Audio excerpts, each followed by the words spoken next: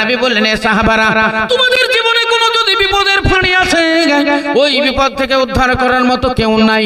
ওই টাইমে আল্লাহ রাব্বুল আলামিনের দরবারে মোটা অঙ্কের একটা দান, আল্লাহ রাস্তাতে খুলুস অন্তরে যেটা তোমরা করবে, এটাকে কেন্দ্র করে আল্লাহর দরবারে দোয়া করবে, নিশ্চয়ই তোমরা বিপদ থেকে উদ্ধার পাইয়া যাবে। আপনারা একটা ঘটনা শুনেছেন, সেই বনি ইসরাইলের জামানায় প্রাচীন কালে তিনজন ব্যক্তি তারা সফরের উদ্দেশ্যে বাড়ি থেকে বেরিয়ে যায়। বেশ বহুদূর চলে যায়।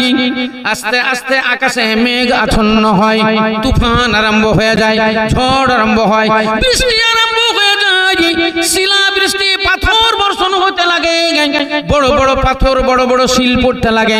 এরা তিনজনা মনে মনে ভাবে, আর বাঁচতে পারবো না, আমরা মারা যাব, আমরা মরে যাব, উপায় কি করা যায়? ওদের মধ্যে একজন রাখাল ছিল, এ বকরি চড়াতো, তাই ওই পাহাড়ের নিকটে একটা গর্ত ছিল, ওই গর্তটা আর জানা ছিল, তাই বললো, ভাই মারো, ছুট, এই সামনে যে পাহাড়টা দেখছো, এই পাহাড়ে একটা গর্ত আছে, ওই গর্তে আমরা ঢুকে যাব, গর্তে আশ্রয় নিব। তিনজন ছুটে চলে যায়, গিয়ে ওই গর্তের ভিতরে তিনজন ঢুকলো, বড় নিঃশ্বাস ছেড়ে বলল, প্রাণে বেঁচে গেলাম। আমরাও বলি না, কোন বিপদ থেকে মানুষ যখন একটা আশ্রয় পায় তখন কি বলি? আমরাও বলি, যা প্রাণে বাঁচলাম রে আল্লাহ, এরকম বলি। তাই তিনজন বলল, যাকে প্রাণে বেঁচে গেলাম বলল, কিন্তু মুখে ইনশাআল্লাহ বলল না, আল্লাহ চাই তো প্রাণে বেঁচে গেলাম বলল না, আল্লাহ রাব্বুল আলামিনের দোয়াতে বেঁচে গেলাম বলল না, আল্লাহর করুণায় বেঁচে গেলাম বলল না, আল্লাহর রহমতে বেঁচে গেলাম বলল না, তারা বলল, হাই প্রাণে বেঁচে গেলাম। আল্লাহ রাব্বুল আলামিনের কৃষ্মা কুদরতের তামাশাকে বুঝতে পারে। ওই সাইক্লোনে, তুফানে, ঝড়ে, তুফানের তাপড়ে পাহাড়ের উপর থেকে একটা বিশাল পাথর গড়াতে লাগে, গড়াতে ওই গর্তের মুখে এসে হুড়ুহুড়ু করে লেগে যায়। মেয়েরা যেমন ভাত রান্না করে, হাঁড়িতে যেমন ঢাকুন দিয়ে দেয়, হ্যাঁ, থালাটা দিয়ে দেয় না ঢাকুন, ওই রকম করে হড়প করে এসে বাস মুখ বন্ধ হয়ে যায়। এক্ষুনি বলল, প্রাণে বেঁচে গেলাম। এক্ষুনি বলছে, হায় হায় কি হলো, হায় হায় কি হলো, জিন্দাই কবর হইয়া গেল। দেখেন আল্লাহ কি করতে পারে, আল্লাহর কুদরতের তামাশা, আল্লাহর হিকমতের তামাশা কে বুঝতে পারে? বলেন তো, এই গর্ত থেকে তার বাবা বাঁচাতে পারবে? বলেন তার আত্মীয় স্বজন বাঁচাতে পারবে?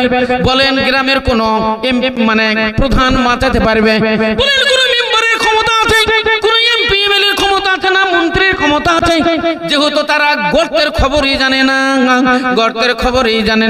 গর্তের ভিতরে যে মানুষ ঢাকা পড়ে গেছে এ খবরই কেউ জানে না। কোন বাঁচাইরা কে বাঁচাবে বলে? এবার আপনারা শুনেছেন মৌলবীদের মুখে তিনজন তিন রকমের দোয়া আল্লাহর দরবারে করলো। একজনা বলল মা বাপের জন্য, যে আমরা মার সেবা করতাম, আমার জন্য মা দোয়া দিল, বলল আল্লাহ দুনিয়াতে যদি বিপদে আমার ছেলে পড়ে যায় উদ্ধার করে দিও। আল্লাহর দরবারে দোয়া করলো, পাথরটা সরে গেল। আর একজন বলছে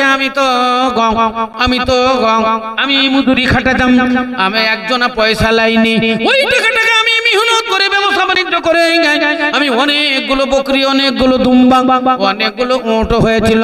লোকটা এক বছর আসলো, এসে বলল ভাই আপনার কাছে আমার কিছু টাকা বাকি, একটা মজুরি খেটেছিলাম, টাকা নিয়ে যাইনি। এই দুর্ভিক্ষের জামানা, ছেলে পেলে অকালে মারা যাচ্ছে, খাবার দাবার নাই, ওই টাকাটা কি তোমার মনে আছে? থাকে তো আমারে দিয়ে দাও। বলল বকরির পাল তোমার, দুম্বার পাল তোমার, উটের পাল তোমার। লোকটি বলল তুমি কি আমার সঙ্গে মজা করছো? হাদিস আছে ইস্তাহাজানি, তুমি কি আমার সঙ্গে ইয়ারকি করছো? না, আমার সঙ্গে মজা করছো। লোকটি বলল না, আমি ইয়ারকি করিনি, তোমার টাকাটা আমি ব্যবসায় লাগিয়েছিলাম, এতগুলো মাল হয়েছে, তোমার যেমন যাবে নিয়ে যাও। এবার সে তার যা মন গেল, দুটো কয়েকটা বকরি, কয়েকটা দুম্বা, উট নিয়ে চলে গেল, বাদ বাকি গুলা রেখে দিয়ে চলে গেল। আর দোয়া দিল, আল্লাহ এই ভাই যদি কোনোদিন বিপদে পড়ে যায়, আল্লাহ তুমি উদ্ধার করে নিও। ওই ব্যক্তি বলল আল্লাহ ওই দোয়াটা আমলটা যদি কবুল হয় তাহলে তুমি বিপদ থেকে উদ্ধার করো। পাথরটারও সরে গেল, আর একজন বললো তারও সরে গেল। ঘটনা তো আপনাদের জানা। এবার ঘুরতে ঘুরতে ঘুরতে ঘুরতে পাথরটা পাহাড়ের নিচে এসে পড়লো। তিনজনা বেরিয়ে নিজের গৃহে ফিরে গেল। বলেন বন্ধুরা আমার, যদি এই তিনটা নেকি ওদের না থাকতো, এই জীবনের মোটা নেকি খোলস অন্তরের নেকি যদি না থাকতো, তাহলে ওদের জিন্দাই কবর হইয়া গেছিল। তাই আল্লাহ নবী বললেন, এ সাহাবারা, তোমাদের যে সামনে জীবন, এই জীবনের ভিতরে যে কোনো একটা বিপদের ফাঁড়ি আসতে পারে।